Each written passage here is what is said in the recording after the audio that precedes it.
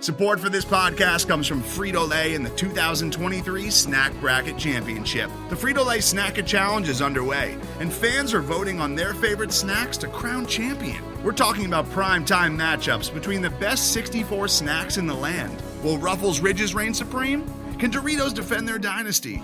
Or will Smart Food use their smarts for a surprise upset? Only you can decide. Get in on all the action for a chance to win up to $1,000 or a year's worth of snacks. Let your snacks be heard. Just go to fritolaysnacket.sbnation.com to vote and enter for a chance to win. No purchase necessary. Sweepstakes ends April 3rd, 2023. Void where prohibited. Year's worth of snacks awarded in the form of 52 coupons, each good for one bag of chips. See official rules at fritolaysnacket.sbnation.com.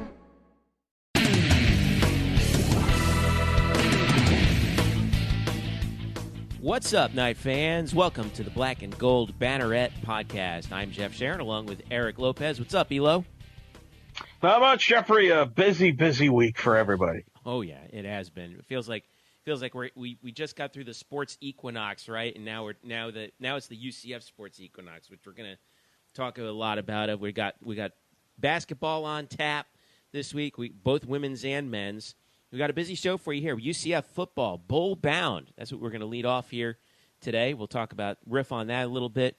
We'll talk to Erin Campbell, former UCF volleyball player Erin Campbell, about the Knights' last home weekend of the volleyball season.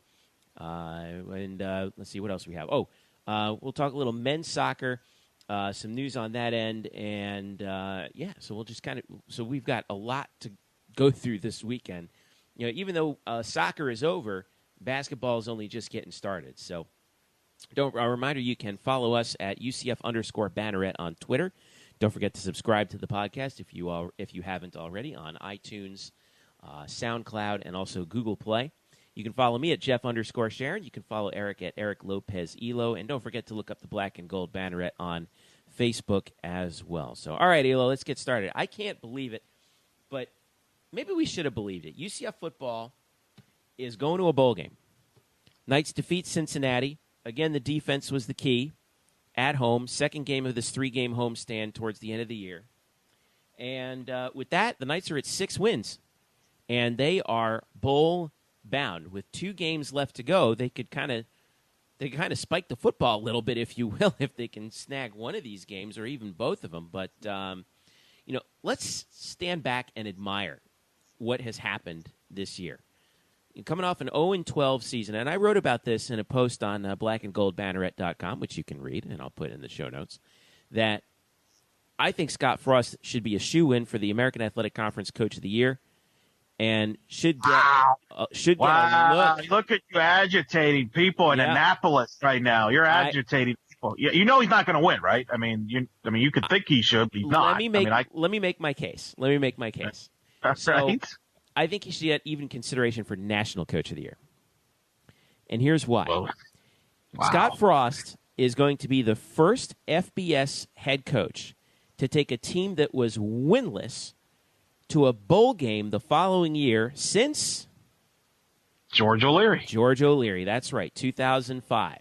And George O'Leary won Conference USA Coach of the Year that year, and he won 2 National Head Coach of the Year awards, I think Sports Illustrated and CBSSportsline.com. So there is precedent for this. And I went back and I looked at all the winless teams since, I think, 2001. And the Knights are the only 2 to get to a bowl game. I think the only one who even came – in fact, they're the only ones who've actually put up a winning record in the following year after a winless season. Washington, I think, came the closest. They went 5-7 the year after they canned Ty Willingham. But I've made my case for Scott Frost. The culture change has been thorough. What say you? The thing you left out, George won 8 games in 2005. He went from 0 wins to 8 wins, the biggest turnaround in the history of college football at the time. That's still possible here, though. Well, that's the thing. I think for him to have a shot to win Coach of the Year, I think he has to win the next 2 games, get to 8 wins. I don't think he will win the award at 6-6 or even 7-5, either one, because It's not we've been there, done that type of thing, but which is by fault. But here's the thing: I think if you force me, first of all, knowing coaches like I do, a lot of these awards, especially conference awards, coaches usually tend to vote on this stuff or have influence on the voting and all that stuff. I think the Navy coach Ken Nanatola will win this award handily. Navy lost their best. Ken Niumatalolo. Yeah. Thank you. I knew I was going to botch that, but you caught me on that one. But you say whatever, however you pronounce it, you can pronounce it on a Coach of the Year award. Remember, he lost his best player, Keenan Reynolds, who set all records at Navy. Yeah. Many thought Navy was going to take multiple steps backwards. Nobody even thought they would contend for the American West Division title, and here they are with a chance to wrap it up and win the division. So I think he wins the conference award if if Navy blows it, then that could open up the door. But I think he's going to get it. And usually the conference awards goes to the coaches that win the conference. That's kind of the unofficial rule on that. In that scenario, obviously. Now, look, if Scott in UCF, it doesn't mean Scott hasn't done a good job. He's done a very good job. But I don't see a 6-6 getting it done, or even 7-5. I think if he goes to 8-4, then your argument just got a big boost, because that is a huge turnaround to go to 8-4. So that's what, if from your standpoint, and from that standpoint, I think you would have to root for that. As far as national is concerned, to me, the head coach that's going to win that, in my opinion, is out west. All right, let's see if can you guess who it is? You probably don't even know who I'm going to mention. I'm going to guess Chris Peterson at Washington. He's under consideration. You're in the right conference, but I think Mike McIntyre at Colorado. Oh, yeah. I did mention him in the column too. Yeah, he's been Colorado.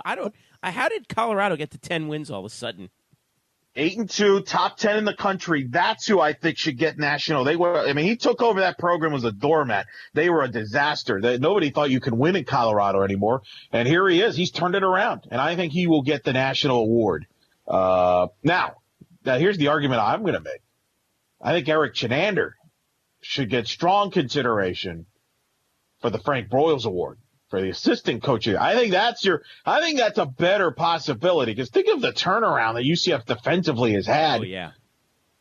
And from the hundreds all the way to where they are now, which is a top 25, top 30 defense. I think that's your best. He should be at least a finalist for that award.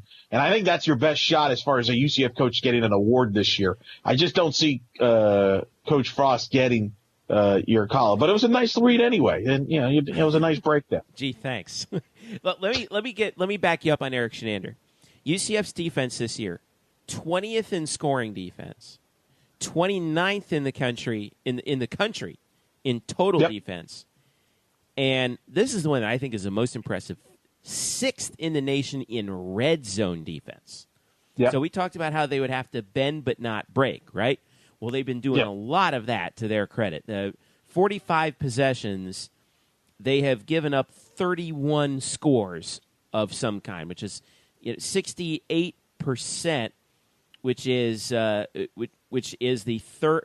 sixth lowest in the nation, behind Michigan, Colorado, Ohio State, Texas A&M, and Auburn. So, again, Eric Chenander, wow, what a job. And we've had some pretty good defensive assistants over the last 3 years, haven't we? We have. I mean, Tyson Summers, certainly who's doing it at Georgia Southern, could be a potential bowl matchup there. Yeah. But to me, I think that's your strongest argument. I think you got a better shot with the Frank Broyles Award, because I was trying to think who would be the front runner for that award right now, and I don't even know the answer to that question right now, top of my head. That could be one that could be used. By the way, another name for the head coach of the year award could be PJ Fleck. If Western Michigan goes undefeated, they're going to give it. So I just think it's one of those things where that's going to be tough for him to win. But he certainly, look, the staff's done a heck of a job. We're going to a bowl game, and that's a big plus for everybody all involved. And also because you get the extra 3 weeks of practice too. Yep, I think that's absolutely so key with a system that's less than 1 year old. So the Knights get the 24-3 win over Cincy. And again, the defense was the key. Mackenzie Milton had a all right game. He was 22 of 34 for only 150 yards. But when you look at the summary, you get the field goal from Matthew Wright earlier. You're up 10-0 in the first quarter. But then the defense just kind of turned it on. They get the touchdown off the block punt. The Juwan Hamilton touchdown run was that capped it off was also based off of a turnover. So they've been giving the offense short fields and they've been getting the job done. So the Knights get the win. And now here they are at 6-4, 4-2 in the conference with 2 games left, and they're going up against, this is the second best scoring defense in the American Conference, but now they're going up against the top 2 scoring offenses in the American Athletic Conference in Tulsa this week at home and then at USF. So this is the big challenge. I think our schedule's been a little soft of late, Eric, and it's really going to toughen up. So what do you think what stands out to you about this Tulsa matchup coming up? Well, you're right. I mean, it's going to be a big, challenge. Tulsa's dynamic offense. Philip Montgomery in his second year there as head this coach. Is like old school Tulsa, isn't it? Right? Yeah, they run a little bit of that Baylor offense. That's where Philip Montgomery come from, in the state of Texas there. They're dynamic offensively. I'm interested to see how Tulsa will come out. Tulsa lost a tough game last weekend in Navy in a big showdown for the West that more than likely will end up settling the western side of the division.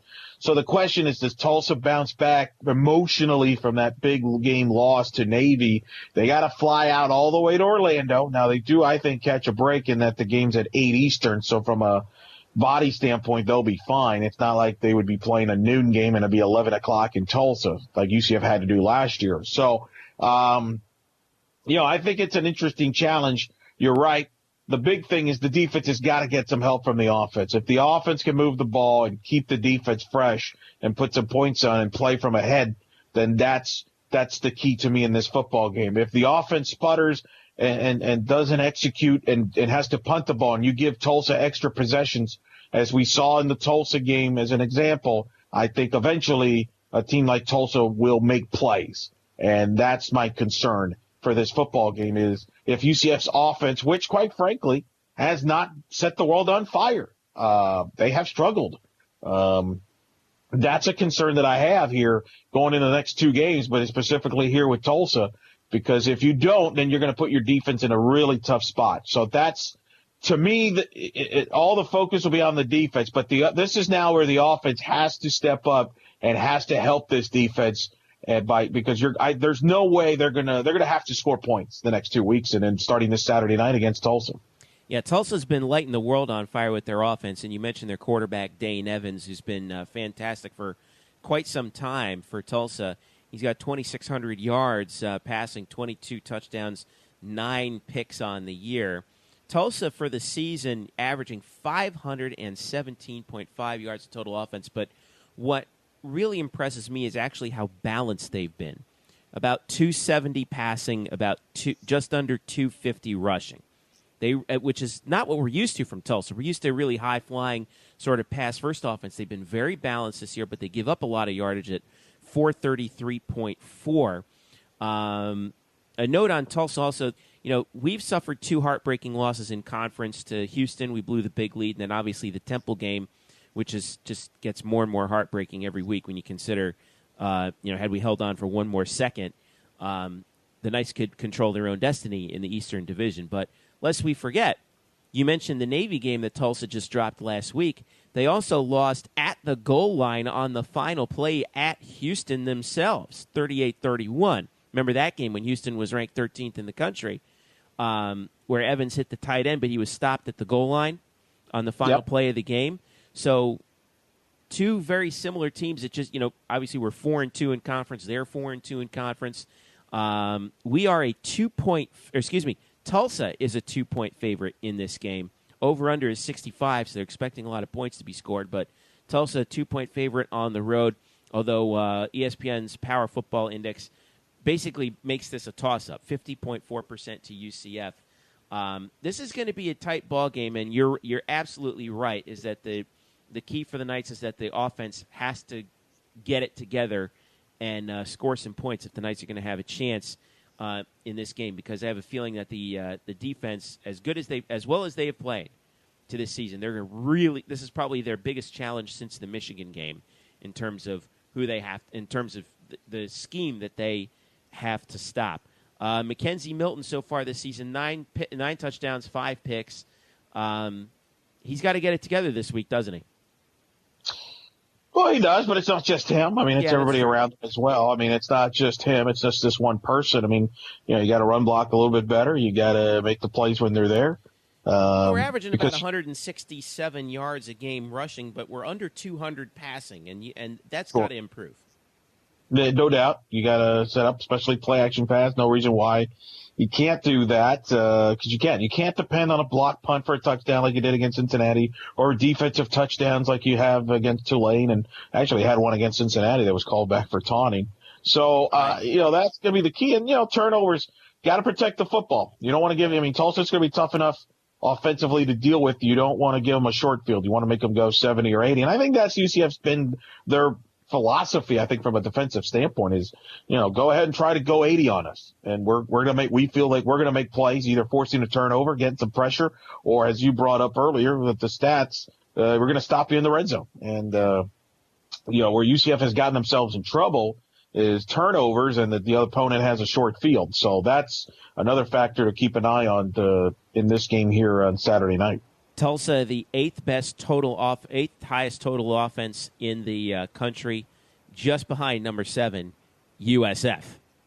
And it's going to be, this is going to be a real challenge these next 2 weeks. We're really going to see what this defense is made of, and hopefully the offense can give them a little bit of a break too. So, now this is going to be the so you're saying there's a chance portion of the program. All right, Temple has not clinched the East yet. They can with one win. They have I had it pulled up a second ago. I don't know where. Okay, there it is. The Owls have remaining at Tulane this weekend, and then at home against East Carolina on November the 26th.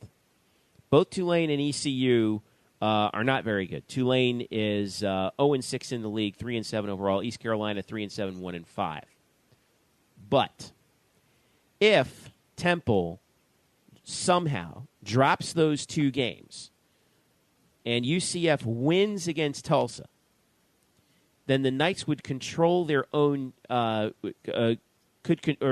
wouldn't control their own destiny. Well, actually, no, they would, because if Temple loses both those games, the Knights defeat Tulsa, then that would set up a situation where the war on I-4 would be for the Eastern Division crown. And that's what makes it hurt, because if UCF had hung on against Temple, they would be 5-1 right now. Temple would be 4-2, and it would be UCF and South Florida heading into this weekend tied atop the East, and then it's just a race to the finish. Yeah, I mean, no question about it. It is. I expect Temple to take care of Tulane. I mean, I saw Tulane; they're terrible. Yeah, I do too. So I expect, in fact, I think by the time UCF's on the field against Tulsa, I think they'll be officially eliminated from the division race because the Temple game against Tulane is at 3:30. So yeah, so look, it is what it is. I mean, that's obviously a difficult one, but again, I mean, as we talked about in the past, it's easy to look at it from a negative standpoint and, what went around. Nobody was complaining when UCF was making comebacks in 2013 and, from 28-7 against Louisville. We're not going to apologize for that. So I don't think it's fair to just say, man, if only, I mean, that's how sports works. Sometimes the ball doesn't bounce your way. And in 2013 it did. In 2016 it didn't in that particular case. But I always feel like those type of things tend to even out a little bit. So, that's... Is that not encouraging, though? Because here we are, freshman quarterback, first-year head coach, 2 freshman backs.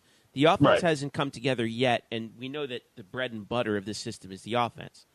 We lost 2 games where we blew big leads, one of them at home. One of them we lost on the last play of the game. Right. To me, that's, someone's going to whack me for this and saying, a moral victory, right?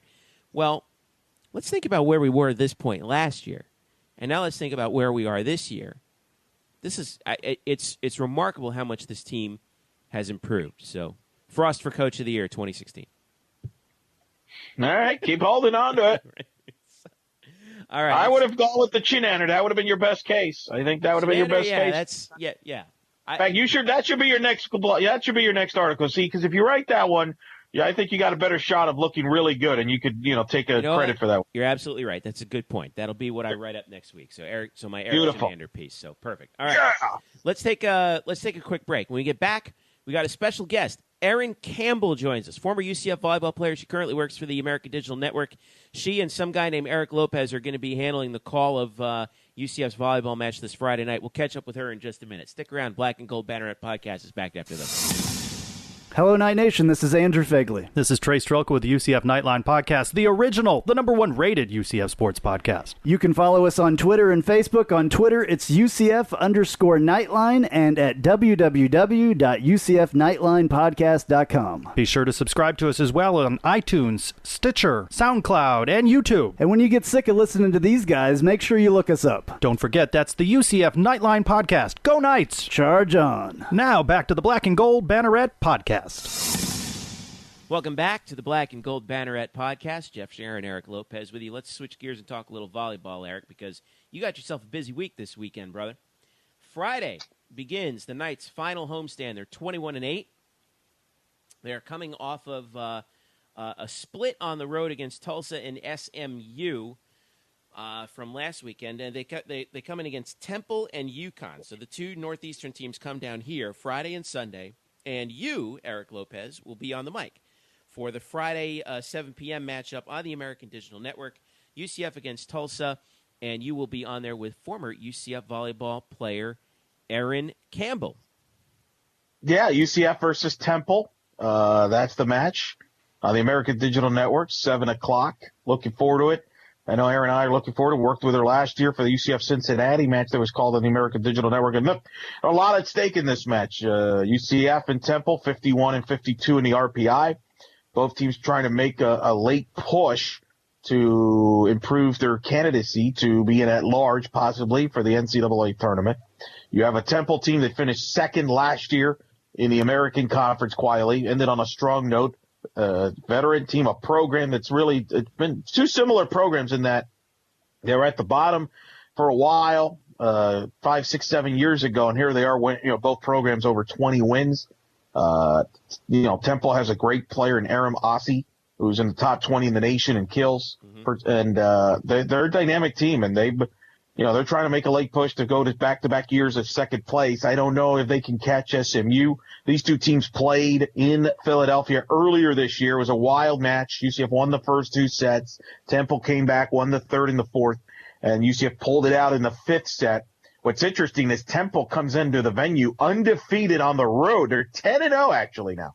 10-0 on the road, and they have not lost on the road this year, which is fascinating to me. Plus, how about this stat? They're 19-7 overall coming in as they're going to approach the 20-win mark is basically their goal. 5 of their 7 losses have come in 5-set matches this year. Wow. So how about that? So, I mean, that's amazing to me. How close, and, Cincinnati was a 5-set loss and all that. That's how close they've been really having to a great year. And one of those losses, obviously, was to UCF. So, looking forward to this match. And for UCF, as you know, they're back home. Again, they don't have the tiebreakers against Cincinnati and SMU. I think UCF's probably going to have to win out to have a shot at either the conference title or maybe even second place. But I think Todd Dashing will tell you, they're trying to, they got over 20 wins already. You beat a quality team like Temple that's right on the border of the top 50. That's 2 wins over Temple. And you can finish strong this year and tell the committee, hey, we're one of the hottest teams in the country. Send us to Gainesville or Tallahassee or wherever. And make a statement that way. So I'm looking forward to seeing this match, and I think I expect a really good match because I think these teams are evenly matched, and I think that both teams know what's at stake. All right, let's go to our interview with former UCF volleyball player and current analyst on the American Digital Network, Erin Campbell. And joining us now on the show, former UCF volleyball player Erin Campbell, who now does work with Bright House Sports Network covering high school, and also now the American Digital Network, where she will be working with Eric on the upcoming UCF volleyball homestand. Erin, what's going on? Not much. How are you guys? Thanks for having me. Doing great. Thanks for coming on the show. It's always good to talk to you. It's always good to see you. I know you're still in town. I know you've been following your alma mater throughout the year. And, considering last year how the struggles that UCF had which I think we all agree is pretty much rooted in the injury bug that they caught. This year, everything's worked out for them. But you've been following the team. What have you seen? What have you seen has been the difference? I think having the injured players back in has just completely brought the whole chemistry back together. I mean, there were some key roles that graduated last year, but when you look at, Jill Harvey and Kia Bright back on the outside, I mean, those two are so dynamic together, and they add so many different levels of play to the game that they were kind of missing last year. Jill Harvey is that big, powerful outside hitter, so she needs somebody that's a little bit more consistent. And that's where Kia Bright comes in. She's a really, really good, what we call L2, even though they run a 6-2 setting exchange, they still have to have these L1, L2 kind of identities just based on what the rotation is. So L1 is typically your big, powerful hitter like Jill Harvey, and then your Kia Bright is more of a ball control player and more consistent over time. So having that addition back in is vital to their role. And then Jordan Pingle, their libero, has improved so much over the off season from her freshman year from last year until now. She just reached 1,000 digs already, and she's just playing phenomenal. She owns that backcourt, and I think because her confidence has developed, she's been able to take a lot of ownership on what goes on the backside of the net, and is playing phenomenal defense all the way around. Erin, has it surprised you, though? They got 21 wins. We saw them up close last year when we called the Cincinnati match, and things were not well. I mean, you mentioned the injuries, but yet they seem to have clicked from day one. And that's the exciting thing is, they lost some pretty important players from last year's team, and yet they've kind of gelled and been at the high level at the American Conference this season.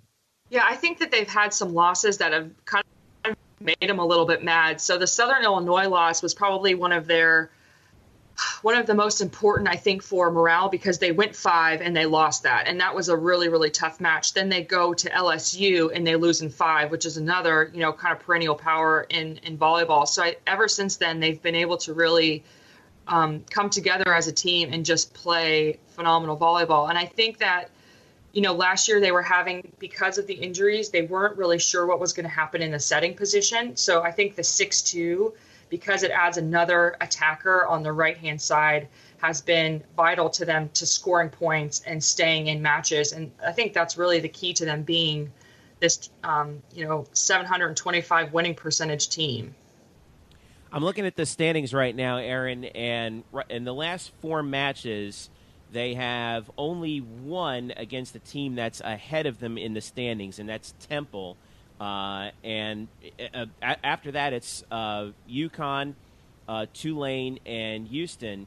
And so, this Temple match is so critical because obviously it's going to help out. You can help out your RPI also, but you want to get that critical win because you want to boost yourself heading into that last weekend with SMU, Cincinnati, and Temple above them. So how big is this Temple match going to be on Friday night?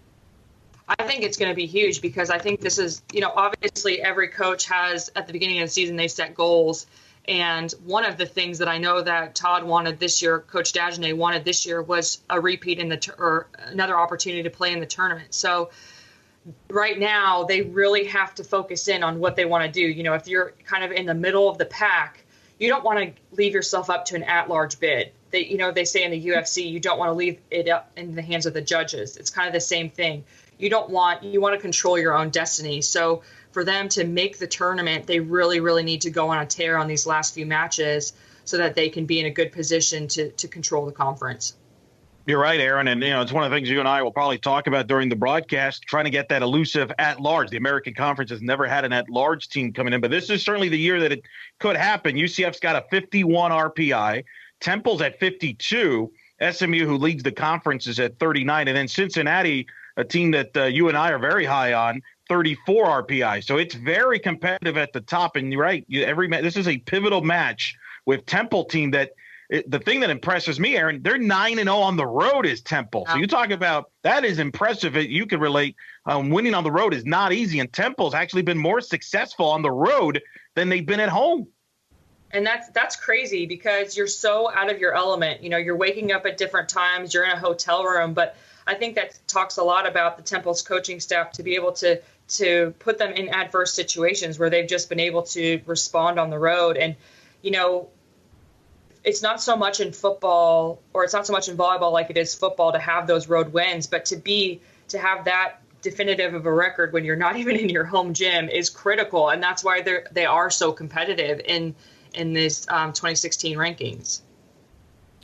How has the game changed, Erin, from when you played at UCF to now in the college game? What have you noticed? Is there any drastic differences from what you see now in the college game when you played at UCF to what you see now, or is it pretty much still similar to what when you played?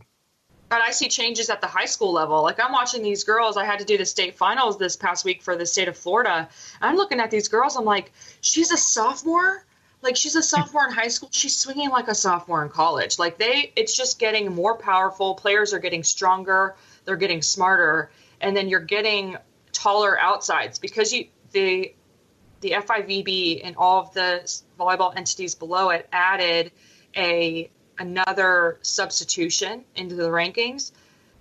What we're finding is that they can sub in more people, so they have bigger, taller, more powerful outsides. They don't have to be good passers. Now, if you run a 6'2", it's a little bit more challenging because you still are subbing a lot. But, man, you can have these girls that are 6'3", 6'4", 6'5" on the outside, and my measly 5'9", height is just, I can't compete with that. I'm 5'9", which was in my time kind of the height that you wanted your outside to be, are now liberos because we're so short compared to what everybody else is doing.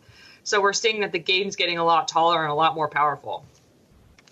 What is it that, let's talk about, right now in terms of, like, what is it that you learned about Coach Dagenet in the 2 years that you were there? Because you were right there in that transition between Meg Collado and then moving into the Todd Dagenet era. What was the biggest change that Todd instituted when he took over the program?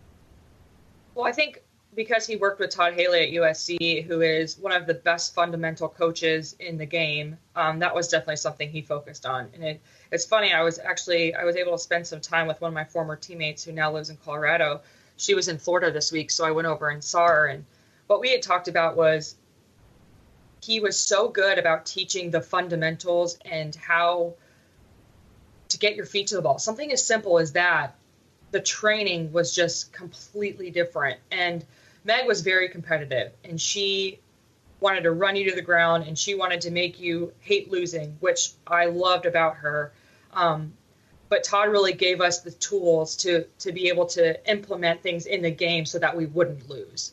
And we already had that competitive spirit within us because she had built that. So now we're adding another level to our game, and he just really focused on improving our overall volleyball IQ and our skill set so that we could be more competitive in the conference. And it was Conference USA at the time, and he's done an amazing things in that conference. And then now you look at what he's done in the American Conference. It's just unbelievable. So what percentage chance would you give UCF right now of maybe winning the conference outright? Right now they're at 11-5. They're 3 games in the loss column behind SMU, 2 games behind Cincinnati in second place. I know it's going to be tough, but what percentage chance would you assign it right now? Well, I don't know. I kind of don't know what the schedules look like for. Here we go. So SMU plays Tulsa. So, you know what? That was a crappy question. Can I re-ask it? Yeah, and that was a really crappy answer. I'm sorry. No, I'm sorry. That time. I'm sorry. All right. Let me rephrase that. All right, here we go. So right now, UCF is still in 4th place, even though they are 11-5 in the conference. SMU is leading at 14-2. So UCF is 3 matches behind. But like we said, there's no conference tournament in the American. So what percentage chance do you think UCF has of getting into the NCAA tournament, regardless of whether or not they pull it off and win the conference? They need a lot of things to happen in their favor. So Tulsa and SMU are playing on Wednesday. So if we could get Tulsa to steal a match from SMU, they play another time before the end of the season, if I'm not mistaken. We need somebody to steal some wins from SMU, and it's a hard thing to do because as the season progresses, teams get better. And usually the teams at the top of the conference continue to get better. So we need somebody to just come in and sneak a win off of them. And then if Cincinnati can drop a set to a competitive team, that would definitely put us in a good position. So right now, I think our chances are between 60 and 75% to make it into that conference. But you never know. That's what's so interesting about volleyball. I mean, you could have the top team in the country. I mean, look at what happened to Clemson and Pitt last weekend. I mean, somebody can come out of nowhere and take down that perennial power, and it's just any given day. So we kind of need the volleyball gods to work in our favor to help one of those top teams maybe drop a match or two between now and the end of the season. But if that happens, then I think that UCF's chance of making to the tournament is exceedingly improved. Well, and Erin, I'll plug ourselves here on the American Digital Network. The match we're calling Friday night, I think is critical for both UCF and Temple. I think Temple's thinking the same thing. They're thinking they're trying to get to in that large.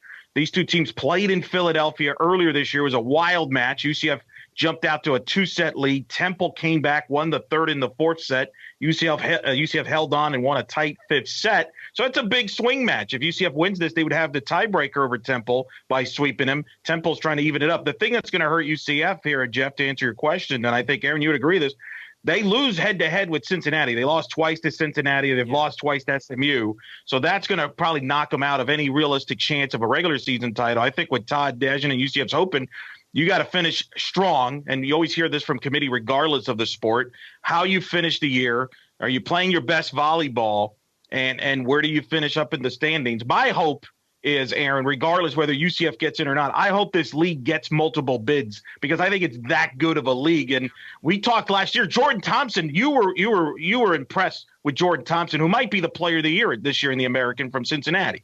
Yeah, I mean, she's an incredible volleyball player, and I think that, you know, having people that play that level of volleyball, I mean, it's comparable to Big 10, Big 12. I mean, we're seeing teams in the Big 12. That is one of the hardest conferences right now. Kansas is playing phenomenal volleyball.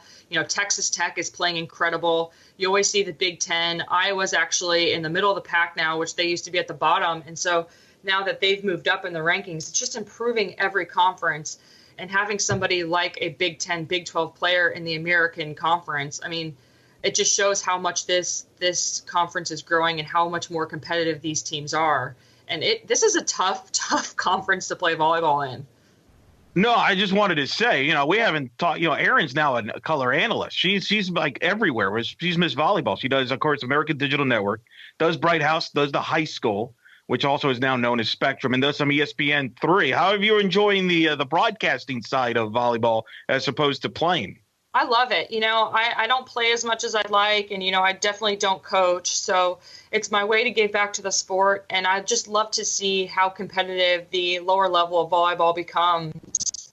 You know, I've had the ability to work with ESPN3 at these AAU volleyball tournaments, and these 12-year-olds are playing for a national title, and they're good. You know, it's not just keep the balloon off the floor. It's like set plays, and they're running tempo sets, and your mind is just blown by what they can do. So, you know, I love to see how competitive the volleyball game is and to see kind of what the trends are up and coming. And it's just a really unique position to be in, to be able to see volleyball at all levels and be able to watch it, and rather than just coach it and be super immersed into it, I get to really take a back seat to it and learn more about it. So what else are you doing during the day, Erin? Catch up the UCF fans on your goings-on. Yeah, I own a digital marketing company, so we do everything and everything online, anything and everything online. So social media campaigns, website design, email marketing, all of that stuff. So I am usually out and about and running around and handing out business cards like crazy, and then on the weekends working to facilitate projects. And I love it. My dad and I are in business together, and eventually we want to grow it to be a student athlete heavy company. So we want to eventually hire more student athletes, because we feel that, you know, a lot of kids come out of college and they don't really know what they want to do, and they don't have a lot of experience, but they have what I call the intangibles of the hard work, showing up on time, understanding time management, you know, where other people can write that on their resume. We feel that student athletes actually know what skills it takes to do all of those things and be successful in the real world. They just don't necessarily get a chance all the time. So our goal eventually is to grow it to be a huge student athlete company that does digital marketing. So it's an exciting time, and I'm super busy, but I love it. And volleyball is the time that I get to take a break from all of the craziness of the day-to-day world. Well, you're still one of the most beloved players here at UCF from your playing days because, I know that I personally enjoyed watching you the time that you were here. I know a lot of fans did, and I know that the work that you did and your teammates did at the very start of that transition sort of laid the groundwork for the success that UCF has had on the volleyball floor in the last couple of years. So it's going to be good to see you. And when are we going to see you again for this match again with the American Digital Network? It's on Friday. We are at UCF, and we are playing at 7 p.m. versus Temple at the venue. All right, and all three of us will be there, by the way, because you guys, nice. Eric and Erin, you'll be handling the broadcast on the American Digital Network. I will be on the PA mic in the venue. So we're getting the band back together. Love it. Yeah, Love to see you.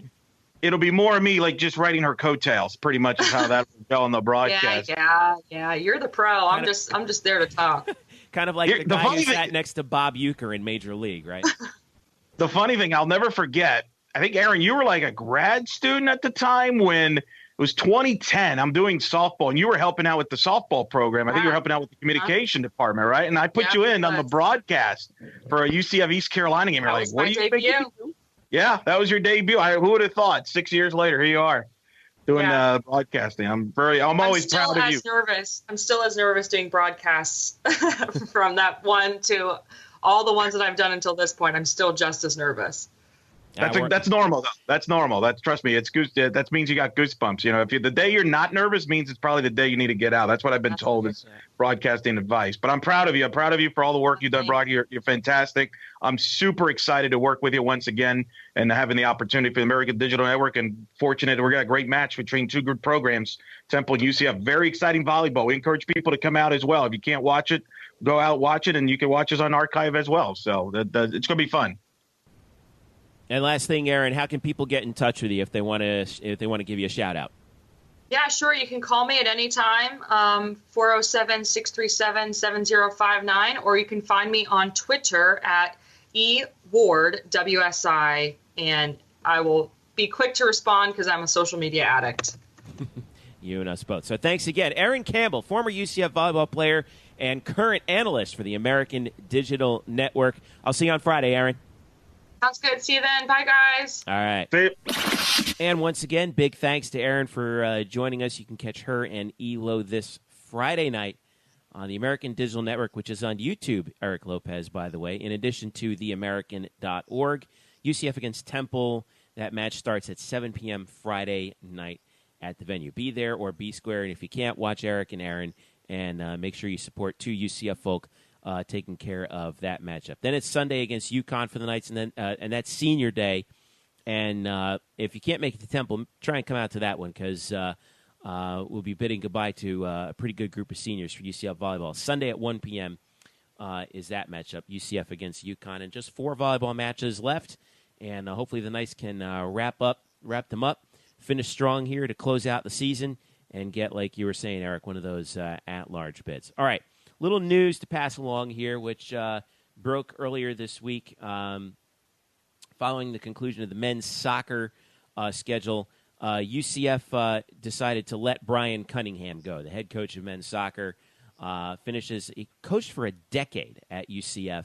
It was a tough year this year. They were ravaged with injuries and just bizarre quirks of scheduling where they had 3 games canceled. The Knights managed to, like we talked about last week, sneak into the conference tournament thanks to a big win and some dominoes falling their way. They went to double OT against USF, the 1 seed, and then came up short in the American Athletic Conference championship. So Bryan Cunningham is let go.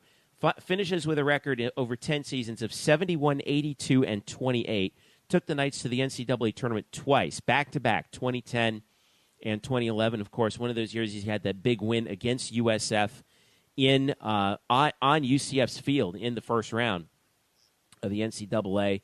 This is the quote from Danny White in the statement that UCF released.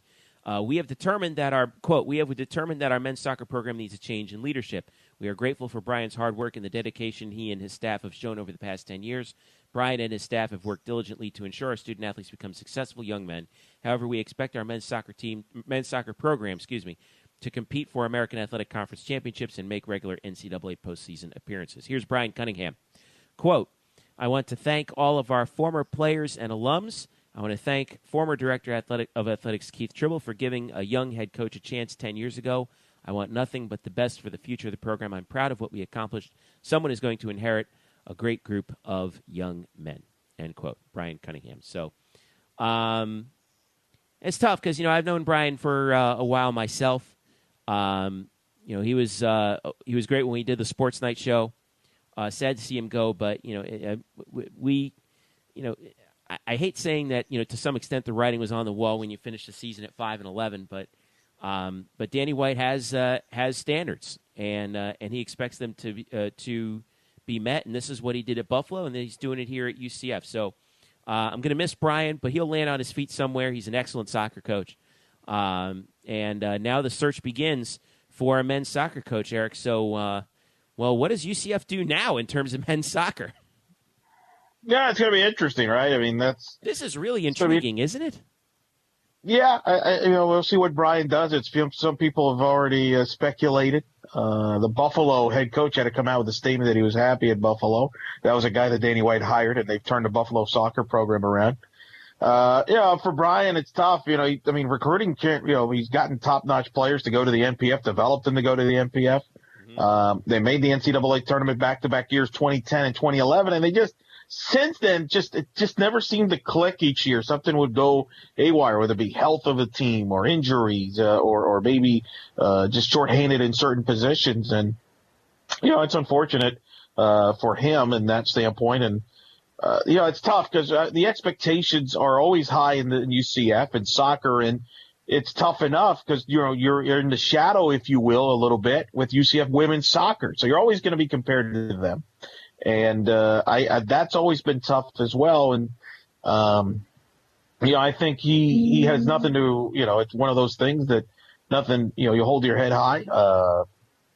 I thought he did some great things. I mean, like I said, you go look up an MLS roster. There's a lot of UCF players out there. Sean Johnson, Haji Berry. We went over some of those names too. And he has developed talent, but at the end of the day, you got to get the wins. Right. And, by the way, the Buffalo coach you were talking about, Stu Riddle, coached the Bulls to the MAC final where they lost to Akron 2-1.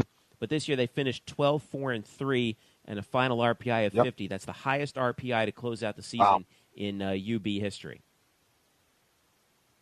It's pretty good. I've watched that USF match, double overtime, Jeff, and in a lot of ways it was kind of the description of the team. They got off to a good start. I thought outplayed USF, led 1-0. Didn't they? Yeah. Yeah, they had the 1-0 lead. And USF scored about, I think it was late second half, tied it up, sent the match to overtime. And it was back and forth, and I really thought it was headed towards penalty kicks, and it even crossed my mind, like, wow, you could have men's and women's soccer seasons both come down to penalty kicks, and USF snuck in a goal right there in the second overtime to win it all of a sudden. So tough way to go out. But it'll be interesting who they come out with for men's soccer. And it's always been interesting, men's soccer, because men's soccer in college is weird because a lot of schools don't play men's college soccer. At least a lot of the big, like Florida doesn't play it. Florida State doesn't. USF does. Miami doesn't. Correct. Now, part of that is Title IX. A lot of schools, for example, like Florida State and Florida, they'll instead of playing men's soccer, they'll go with men's track and field, for example, or men's track team. And some people have brought that up in the past with UCF of maybe having a men's track team because they don't have one; they have a men's soccer team. And, and it goes into Title IX, and it's a lengthy. We're not going to get into that, but as a result, men's soccer is kind of interesting because you have power programs like Akron, for example, is considered a power program in men's soccer. So it's I know a lot of people are like, well, why can't UCF be very much better in men's soccer? And it's not as simple because men's college soccer is just very unique from that standpoint. I mean, not every school plays it. And in a way, schools like Akron put more of a priority in men's soccer than, say, another, power school might. Right. So The other thing too is I mean these kids, they don't go into college to play soccer. Most of the guys are international guys who come over to get an American education. But if you're a good American soccer player and you're young, you're not going to play college soccer. You're going to go into like Generation Adidas or one of those things. And UCF has lost players who were very good to the Generation Adidas contracts. It's kind of like baseball in that respect.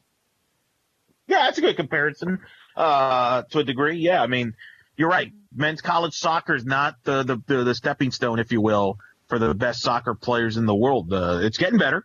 But it's not at that high level, and it's not, like I said, a huge priority. I mean, women's college soccer is the more popular of the two. Right.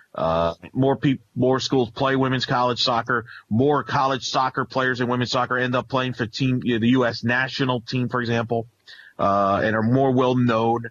So, that's the challenges that you have, and it's tricky if you're in the men's. For example, North Carolina has a very good men's soccer program, very good. They've been a national contender. Nobody really, but they're overshadowed by the women's, which is the greatest women's soccer program out there. So there are challenges from that standpoint. It's very unique, and that'll be interesting to see who the next head coach does with that. But certainly, a very strange year where you have both the women and the men not making the NCAA tournament.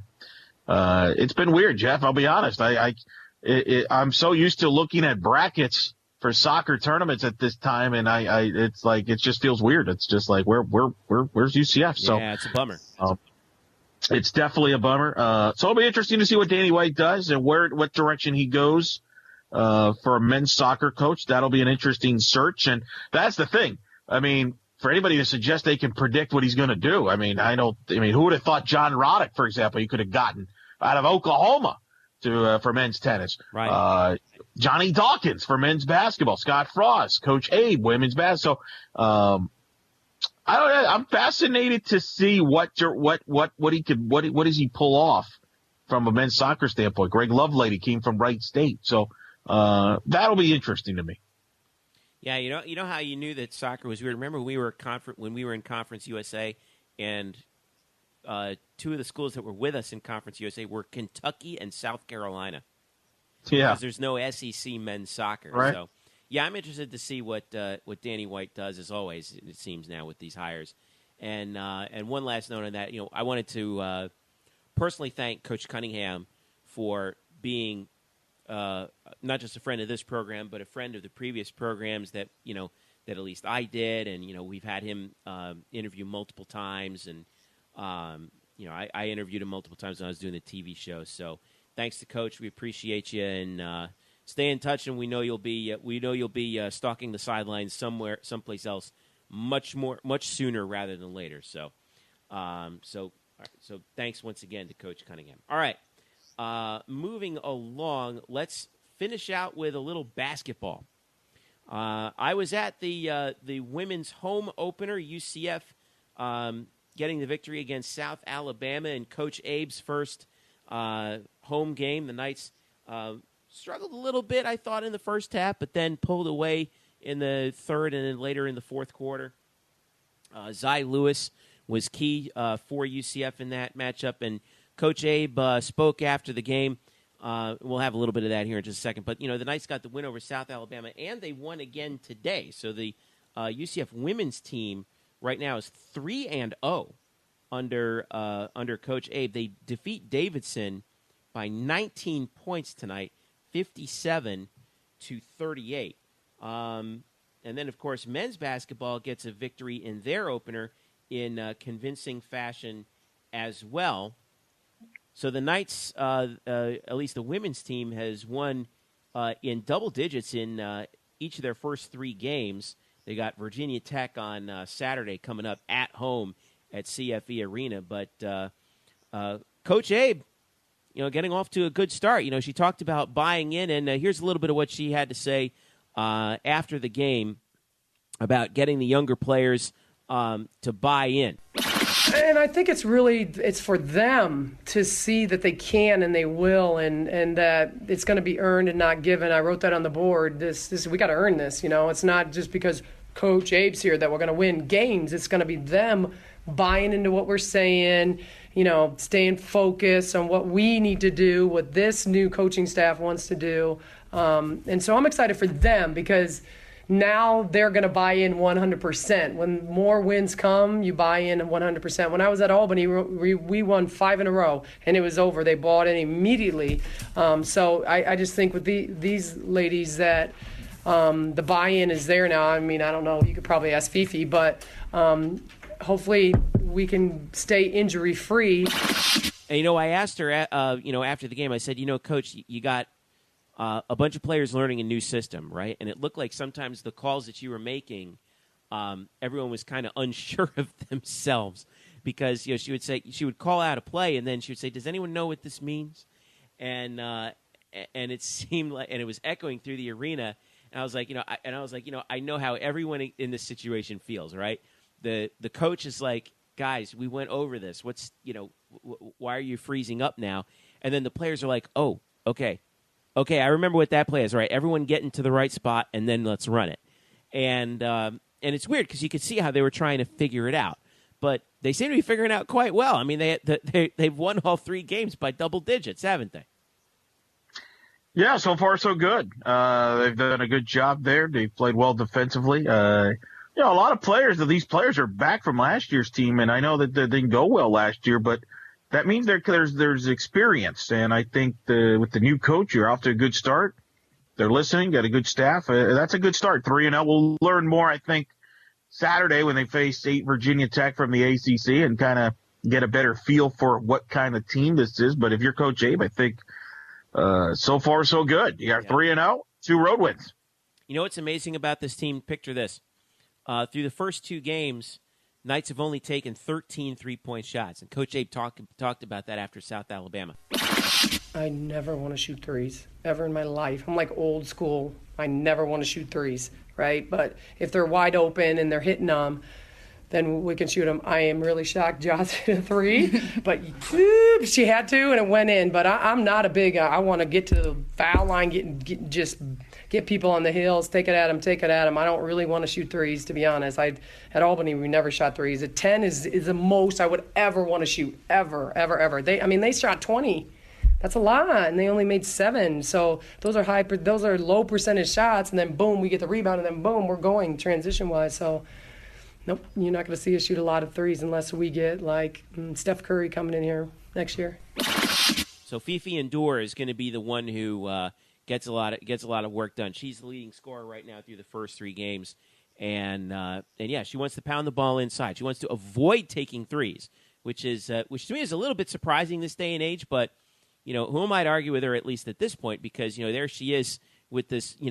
She wore her Albany conference championship ring on the sideline, and I'm like, that's a pretty.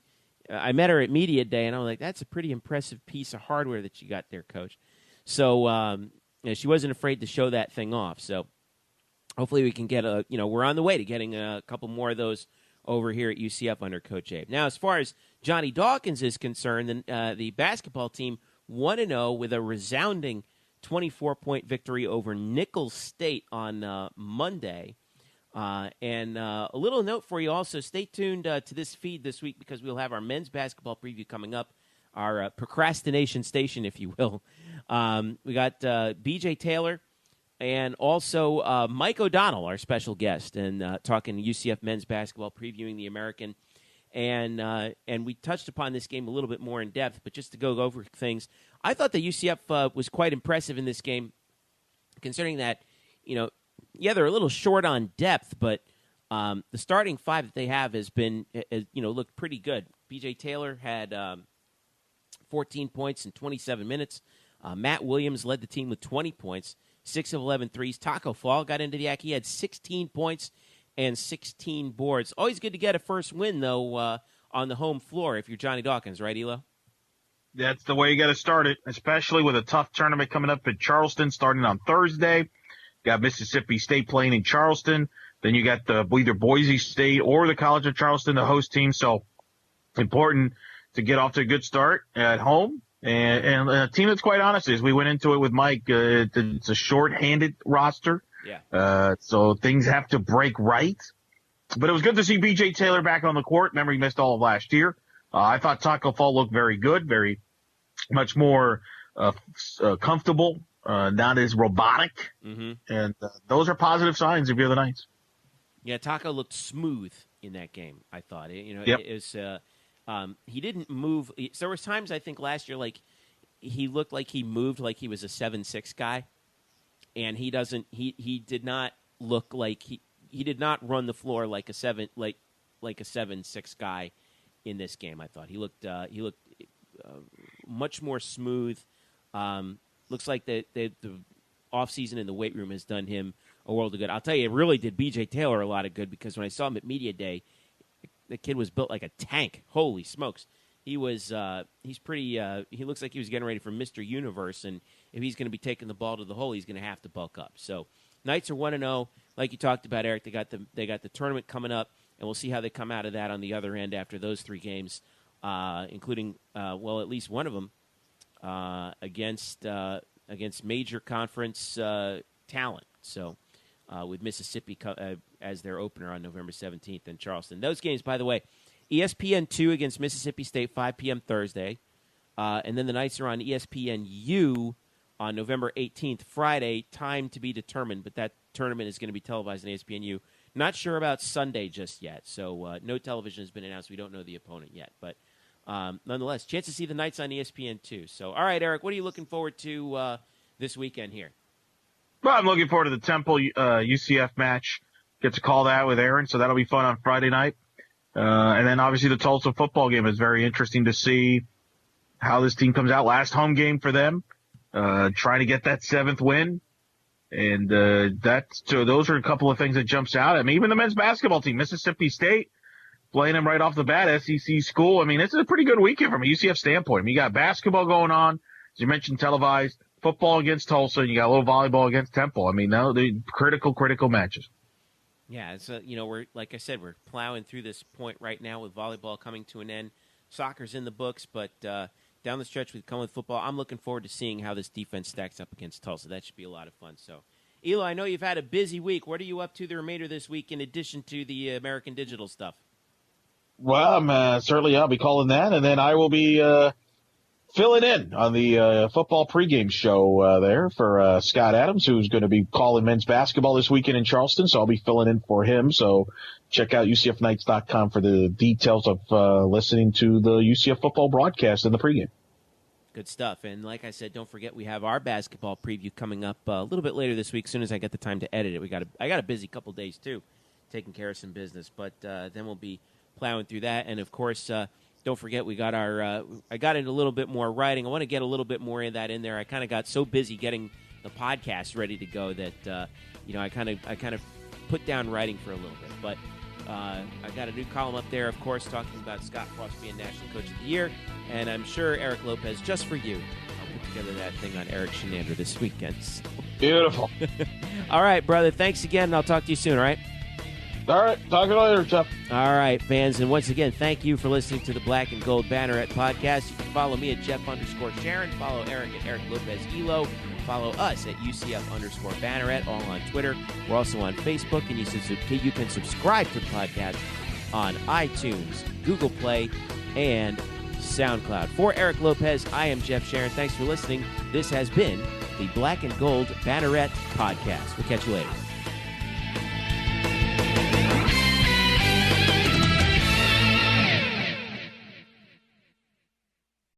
Today's episode is brought to you by Cars.com. With over 2 million vehicles and 50,000 more added every day, Cars.com will match you with the perfect car for you, your budget, your life, your style. And if you're ready to say goodbye to your current car, Cars.com will get you an instant offer to cash it in. Just start by entering your license plate and get matched with a local dealer who will write you the check. So whether you're looking to buy or sell, just go to Cars.com. It's magical.